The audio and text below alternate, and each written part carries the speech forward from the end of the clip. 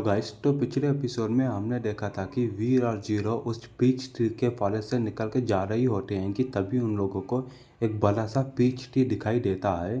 तभी हम देखते हैं कि वो सुपर एलियन एलिफेंट उसी बड़े से पीच ट्री के पास चले जाता है। जैसे ही वो एलिफेंट उस पीच ट्री के पास चले जाता है, वो अपने घुटने को टेक कर उस पीच ट्री के सामने लेट जाता है, जैसे कि वो उस ट्री की रिस्पेक्ट कर रहा हो। और ये देखते हुए वीर बहुत ज्यादा ही शॉक हो जाता है और कहता है, क्या ये क्या हो रहा है। आग्रही पर वो एलिफेंट इंसानों की तरह बैठकर मेडिटेशन करने लगता है, जैसे बुद्धा लोग करते थे।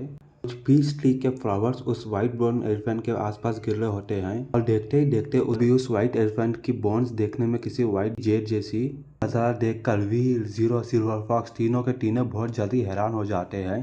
तभी वीर कहता है, आखिर ये क्या हो रहा है। ये एनिमल हम इंसानों की तरह आलती पालटी मारकर बुद्धा जैसा कैसे बैठकर मेडिटेट कर रहा है। तभी चांद की चांदनी के अंदर वो व्हाइट एलिफेंट एक ह्यूमन पोज में बैठ गया था। उस व्हाइट बोन एलिफेंट की हड्डियां किसी मार्बल की तरह जेड जैसी दिखने लगती हैं। खूनी आंखें अभी नॉर्मल होने लग जाती हैं। जितना ज्यादा अपने आंखों के सामने इस नजारे को देख रहा था, बस यही कह रहा था कि आखिर यहाँ पर हो क्या रहा है, आखिर यहाँ पर हो क्या रहा है। लेकिन तभी वीर को पीच फॉरेस्ट के अंदर से किसी का शोर सुनाई देता है। तभी वीर उस डायरेक्शन की ओर देखता है जहाँ पर से आवाज आ रही थी।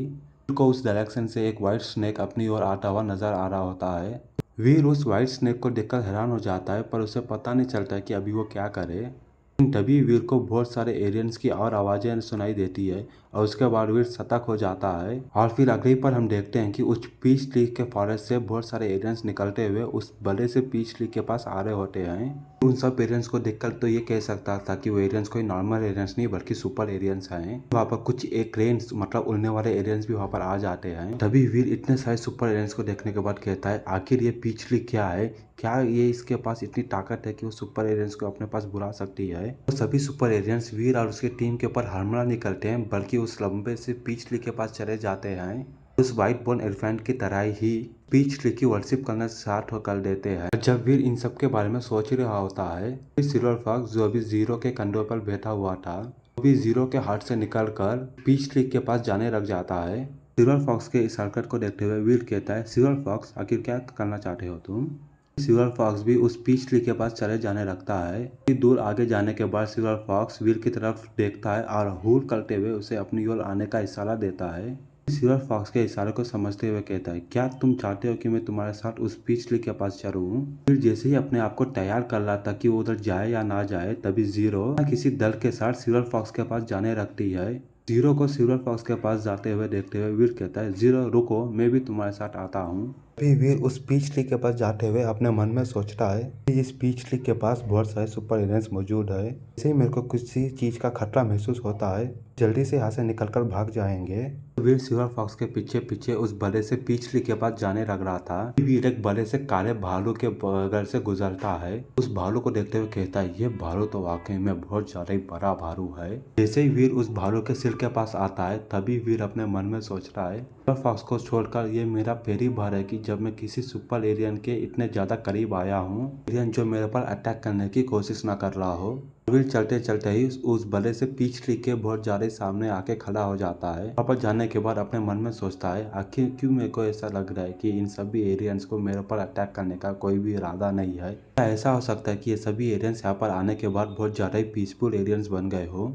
सोचने के बाद वीर जैसे ही सिल्वर फॉक्स के पास देखता है, वीर देखता है कि सिल्वर फॉक्स भी बड़े से पीच ट्री के सामने झुकने देख कर आता है। इस नज़ारे को देखने के बाद वीर को यह याद आता था कि जब भी वो प्रोफेसर मंत्रा का प्रैक्टिस करता था, फॉक्स वीर के बॉडी से निकले हुए ऑरा को ऐसे ही ऑब्जर्व करता था। बाद वीर भी जाकर सिल्वर फॉक्स के बगल में बैठ जाता है और अपने मन में सोचता है, ऐसा हो सकता है कि इस पीच ट्री के पास बहुत ज्यादा स्ट्रेंज पावर हो, किसी की भी स्पिरिचुअल पावर को बढ़ाया जा सकता है। तभी वीर कहता है, ये पीच ट्री वाकई में बहुत ज्यादा यूजफुल भी हो सकता है। वीर प्रोफेसर मंत्रा की प्रैक्टिस कर रहा होता है, तभी वीर के बॉडी से बहुत ज्यादा ही ऑरा बाहर निकलने लग जाता है। और वीर के प्रोफेसर मंत्र के प्रैक्टिस के कारण वीर के बॉडी से एक मनमोहक खुशबू निकलना शुरू हो जाती है। वो मनमोहक खुशबू पीच ट्री के फ्लावर से मिलती हुई पीच ट्री के आसपास में हर एक जगह में फैल जाती है। उसके बाद और जब वीर सिल्वर फॉक्स की ओर देखता है, वीर को सिल्वर फॉक्स के अंदर एनर्जी नजर आ रही होती है। अभी सिल्वर फॉक्स के अंदर एक मनमोहक खुशबू को देख पा रहा था जो अभी तक फाइंड नहीं हुई थी। उसके बाद वीर उन सभी दूसरे सुपर एलियंस की तरफ देखता है कि उन सभी सुपर एलियंस ने सिल्वर फॉक्स की तरह ही उसके प्रोफेसर मंत्रा की खुशबू को ऑब्जर्व कर लिया है। तभी वीर कहता है ये बहुत ज्यादा स्ट्रेंज है। उस पिंक स्नेक के बॉडी के अंदर मनमोहक स्ट्रेंथ और उस नीले कलर के टाइगर के अंदर मनमोहक स्ट्रेंथ, उस बड़े से क्रेन के अंदर की मनमोहक सेंट, बड़े से भालू के अंदर की मनमोहक सेंट बहुत ज्यादा ही धुंधली है। जैसे ही उस बड़े भालू के बगल में वो छोटा भालू अब मेरी मनमोहक सेंट को सूंघता है, वीर को उस छोटे भालू के बॉडी के अंदर एनर्जी अच्छे खासी फ्लो होते हुए नजर आ रही थी। तभी वीर को कुछ याद आता है और वीर कहता है सिल्वर फॉक्स और वो छोटा भालू भी तो सुपर एलियंस के बच्चे हैं। तभी सेकंड जेनियंस के सुपर एलियंस की बॉडी फ्लो बहुत ज्यादा ही अलग हो रहे हैं। कहता है जब सुपर एलियंस मर जाते हैं तब उनकी बॉडी ऑटोमेटिकली डिजॉल्व हो जाती है और उनके पीछे बस एक लाइफ जीन एसेंस रहता है। यही बात उस गोल्डन शेर के लिए नहीं थी। मरा था तब उसने अपनी बॉडी को भी पीछे छोड़ा था और उसके साथ ही अपने लाइफ जीन एसेंस को भी पीछे छोड़ा था। तो फिर क्या ऐसा हो सकता है कि वो सुपर एलियन के बच्चे उनके पेरेंट्स से कुछ ज़्यादा ही अलग निकलते हो? और मेरा ये भी कहना हो सकता है कि ये सुपर एलियंस के बच्चे जो हैं वो नॉर्मल सुपर एलियन से बहुत ज़्यादा ही अलग और बहुत ज़्यादा ही ताकतवर भी होते होंगे। ठीक है, ये तो अब मेरे बस एक अजम्पशन है, तो छोड़ो ये सब के बारे में और चलो प्रोफेसर मंत्रा को प्रैक्टिस करते हैं। ऐसे ही करते करते आधा महीना बीत जाता है और तभी हम देखते हैं कि उस बड़े से पीच ट्री के जितने भी पेड़ के पत्ते थे वो पूरी तरीके से झड़ चुके थे। वीर कहता है मैंने आधे महीने तक इस पीच ट्री के अंदर बैठकर अपने प्रोफेसर मंत्रा की बहुत ज़्यादा ही प्रैक्टिस की, जिससे अब मेरा प्रोफेसर मंत्रा बहुत ज़्यादा ही आगे बढ़ चुका है और अच्छा खासा लेवल पर आगे बढ़ चुका है। वाकई में ये पीच ट्री का जो भी मैजिक है वो अनइमेजिनेबल है। अब उस पीच ट्री के सारे पत्ते जलकर नीचे गिर चुके थे।